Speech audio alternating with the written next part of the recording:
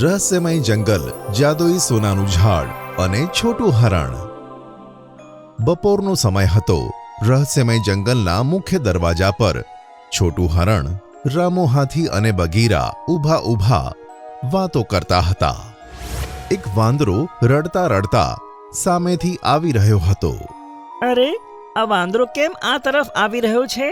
તે જંગલના દરવાજામાં ઘૂસવાનો પ્રયત્ન જ કરતો હતો કે ત્યાં અચાનક તેના પગ રોકાઈ ગયા. અરે, હું આગળ કેમ નથી વધી રહ્યો? પ્યારા મિત્ર, તું આ જંગલનો નથી.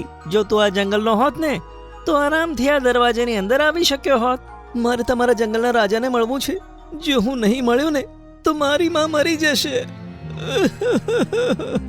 આમ કહી તે વાંદરો જોર જોરથી રડવા લાગ્યો. અરે અરે, ઉભો રે, હું હમણાં તને અંદર લઈ લઉં છું. આમ કહીને છોટું હરણ વાંદરાની પાસે ગયો અને તેનો હાથ પકડીને તેને અંદર લાવ્યો. વાંદરાએ જોયું કે જંગલના બધા ઝાડો પર રંગબેરંગી ફળો લાગ્યા હતા, જે બલ્બની જેમ ચમકતા હતા અને આ બાજુ ગુલાબી શરબતની નદી હતી. અરે, હવે હું અંદર કેવી રીતે આવી ગયો? અને આ ઝાડ પરના ફળો ચમકે કેમ છે? અને આ નદીમાં પાણીની જગ્યાએ શરબત કેમ વહી રહ્યું છે? એટલા માટે તો આવી શક્યો કારણ કે અમારા જંગલના કોઈ પણ જાનવરની સાથે જો તું દરવાજાની અંદર પ્રવેશ કરે તો દરવાજો તને નહીં રોકે. અને આ વસ્તુઓ જે અમારા જંગલમાં તું જોઈ રહ્યો છે ને, તેથી એને રહસ્યમય જંગલનું નામ મળ્યું છે. સાચું સાંભળ્યું હતું આ જંગલ વિશે, જે ખરેખર રહસ્ય અને જાદુથી ભરેલું છે. હવે કહે, તું કોણ છે અને અમારા જંગલમાં શા માટે આવ્યો છે? મારું નામ મેંકો વાંદરો છે. મારી માં બહુ તકલીફમાં છે. જો હું તમારા રાજાને નહીં મળ્યો તો સવાર સુધી તે મરી જશે. આ સાંભળી છોટું હરણને તેની ઉપર ખૂબ દયા આવી અને તેઓ મિંકુ વાંદરાને સાથે લઈ રાજા શેરખાનના મહેલમાં પહોંચ્યા. મહારાજની જય હો. અરે છોટું હરણ, કેમ છે તું? અને આ વાંદરો તારી સાથે કોણ છે? મહારાજ, આ મિંકુ વાંદરો ખૂબ જ તકલીફમાં છે. તમને મળવું હતું એટલે લઈ આવ્યો. બોલ, શું સમસ્યા છે તારી? મહારાજ, મારી માં છેલ્લા 2 અઠવાડિયાથી બીમાર છે. તે આંધળા થઈ ગયા છે અને દિવસે ને દિવસે શરીર નબળું પડી રહ્યું છે.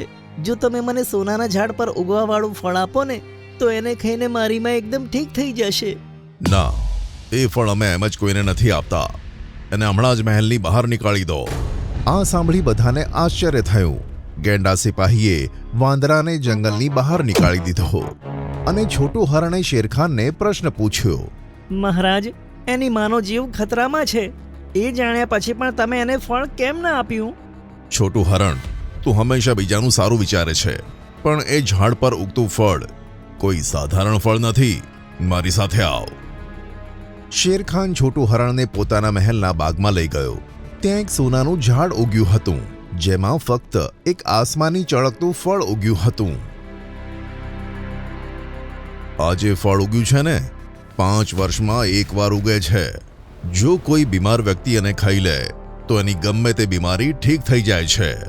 પણ કોઈ સહી સલામત એને પૂરેપૂરું ખાઈ લે તો એમાં ઘણી બધી શક્તિઓ આવી જશે અને તાકાત પણ વધી જશે, જેનો એ ખોટો ફાયદો ઉપાડી શકે. એટલે જ અમે કોઈને પણ આ ફળ નથી આપતા. તો શેરખાન, તમે આ ફળ પેલા વાંદરાને કેમ ના આપ્યું? એ તો એની બીમાર માં માટે માંગતો હતો. હું એમ જ કોઈની ઉપર ભરોસો નથી કરતો. જો ખરેખર એની માં હોત ને તો એની માં સાથે અહીં આવ્યો હોત.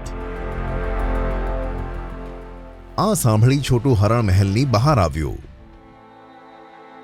તો એને મિંકુ વાંદરો રડતા જોવા મળ્યો. મારી માં મારી આંખોની સામે મરી જશે. આ હું કેવી રીતે જોઈ શકીશ? તું રડ નહીં દોસ્ત. ગમે તે કરીને તું તારી માને લઈ આવ. હું તને તે ફળ અપાવી દઈશ. મિત્ર, હું આજે જ તેને લાવું છું. તારો ખૂબ ખૂબ આભાર. અને તે ત્યાંથી જતો રહ્યો.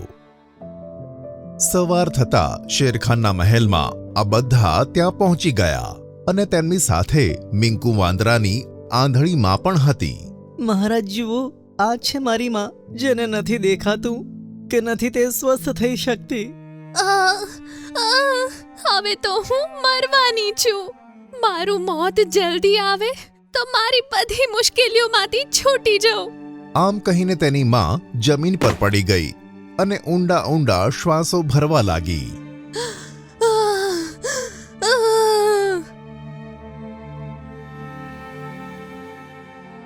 શેરખાન, હવે મોડું ના કરો. હું કોઈ માને આ રીતે તડપતી જોઈ નથી શકતો. છોટું હરણ, તું આટલું કહે છે તો ઠીક છે. હું તે ફળ તેમને જરૂર આપીશ.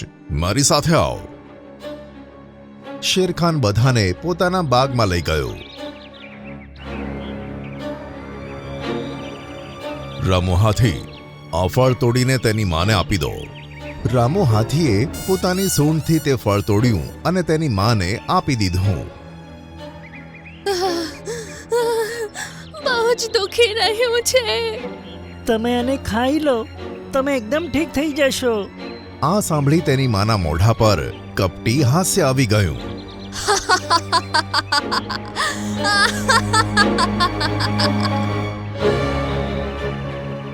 વાંદરીમાએ તે ફળ મિંકુ વાંદરા તરફ ફેંક્યું અને મિંકુ વાંદરાએ ઝડપથી તે ખાઈ લીધું.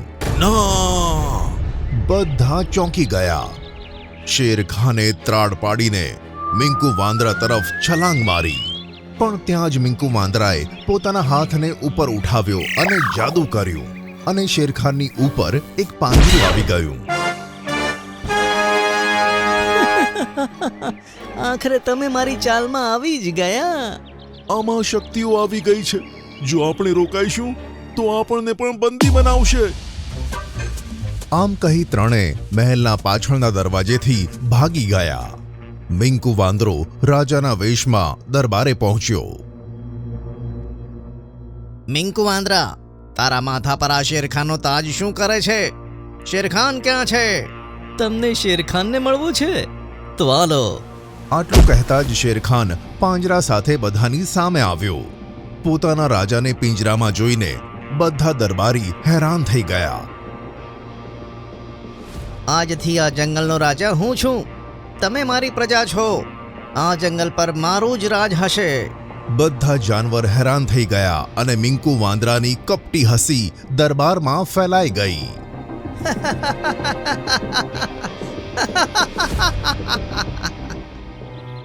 આ બાજુ છોટું હરણ પોતાના મિત્રોની સાથે પોતાને કોસી રહ્યો હતો. મારે શેરખાનની વાત માનવી જોઈતી હતી. આજે આપણું જંગલ મોટા ખતરામાં છે. મિંકુ વાંદરા પાસે તાકાત છે, પણ ગમે તે રીતે આપણે તેને હરાવીને શેરખાન અને જંગલને આઝાદ કરવું પડશે. મિંકુ વાંદરો હવે રાજા બનીને સિંહાસન પર બેસી ગયો. ગેંડા સિપાહીની ઈચ્છા ન હોવા છતાં તેની રક્ષા કરતો હતો અને શેરખાન એક પાંજરામાં કેદ હતો. આજે હું જંગલમાં એક નવો નિયમ બનાવીશ અને આખા જંગલમાં બધા એ નિયમ માનશે. એક દિવસ મિંકુ વાંદરો ટેકરા પર બેઠો હતો અને બધા જંગલના જાનવર માથું ઝુકાવીને ઊભા હતા. આજથી અને અત્યારથી આ જંગલના બધા માંસાહારી જાનવર પોતાની શક્તિ વધારવા શાકાહારી જાનવરોની હિંસા બેઝિઝક કરી શકે છે. બાજ અને ચીલ, ચકલી ગમે ત્યારે ખાઈ શકે છે. આ તમે શું કહો છો મહારાજ? જો તમે આવી રીતે હુકમ કરશો તો અમારા જેવી ચકલીઓ પોતાનો જીવ કેવી રીતે બચાવશે? જીવ બચાવવાનો એક જ રસ્તો છે. ભાગો અને ભાગતા રહો. આ સાંભળી ગોલ્ડી બાજે ટીનું ચકલી પર ઝપાટ મારી. અરે, કોઈ મને બચાવો! ટીનું ચકલી ત્યાંથી ઉડી તો બાજ પણ તેની પાછળ ઉડ્યો. હવે તો નવા રાજાએ ખુલ્લી છૂટ આપી દીધી છે શિકાર કરવાની. હવે હું તને થોડા દિવસે બધાની સામે મારીને ખાઈ જઈશ. આ જોઈ મિંકુ વાંદરો શેતાની અંદાજમાં હસવા લાગ્યો. કહો મિંકુ મહારાજની જય. આમ કહેવા છતાં પણ બધા જાનવર ચૂપ હતા. એવામાં એક જીરાફ આગળ આવ્યો. અમે તારા જેવા દુષ્ટને રાજા નથી માનતા. શું કીધું? મને રાજા નહીં માને તો આ લે. ત્યારે જ મિંકુ વાંદરાએ તેની ઉપર જાદુ કર્યું અને જીરાફ ઉંદર બની ગયું. આ શું? આ કેવી રીતે થયું? બોલો, મારી જય જયકાર કરો છો કે પછી તમને પણ ઉંદર બનાવી દઉં? બધા તેનાથી ડરવા લાગ્યા અને તેની જય જયકાર કરવા લાગ્યા. મિંકુ મહારાજની જય!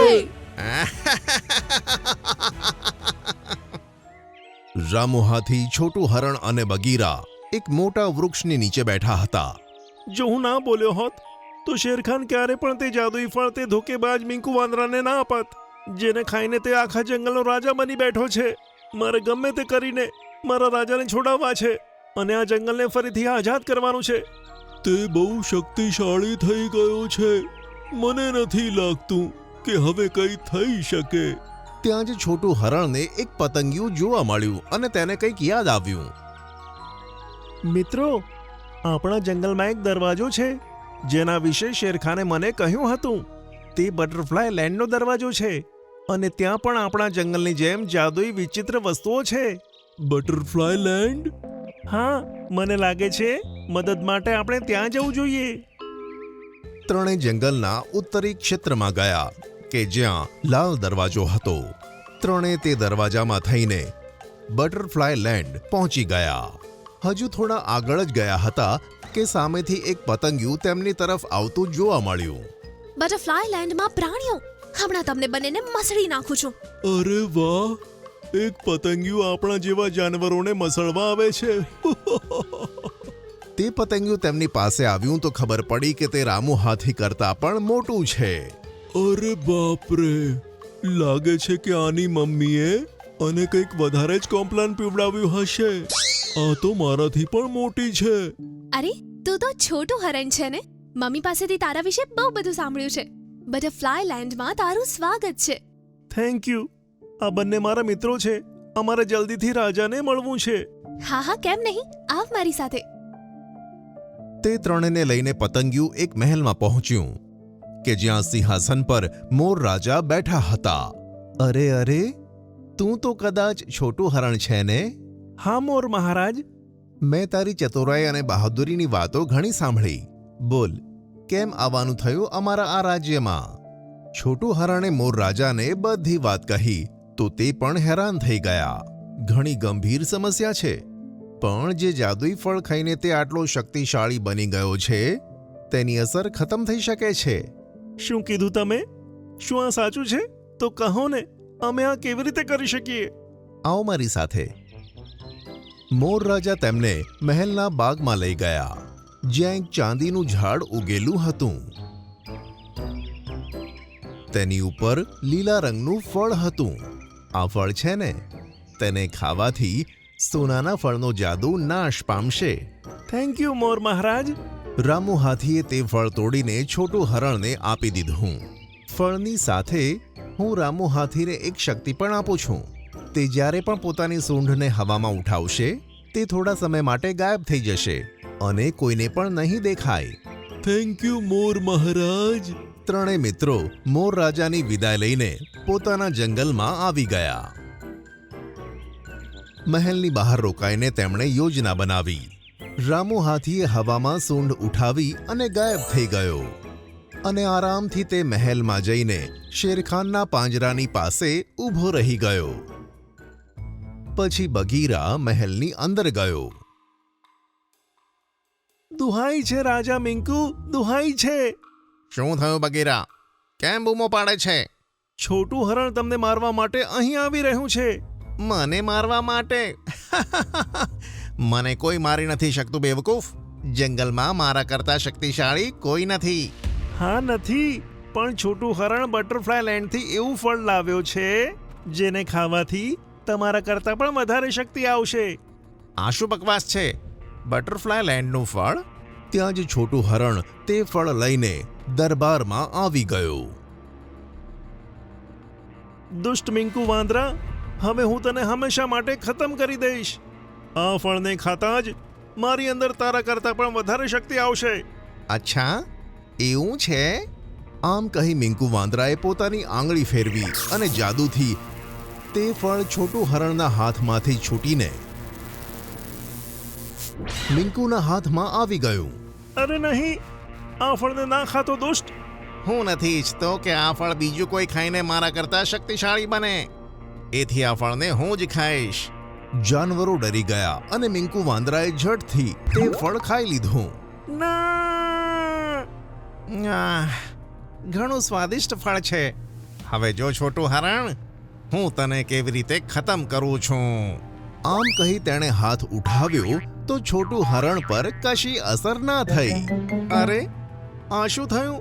મારી શક્તિ કામ કેમ નથી કરતી? જે ફળ તે ખાધું છે ને એ ખાવાથી સોનાના ઝાડના ફળની અસર નાશ પામશે. અને જે કંઈ પણ મેં કીધું ને એ બધી મારી ચાલ હતી, જેમાં ફસાઈને તે ફળ ખાઈ લીધું અને શક્તિઓનો નાશ થયો. હું તને નહીં છોડું છોટું હરણ. ત્યાં જ રામુ હાથીએ શેરખાનનું પાંજરું ખોલી નાખ્યું. દુષ્ટ વાંદરા! નહીં.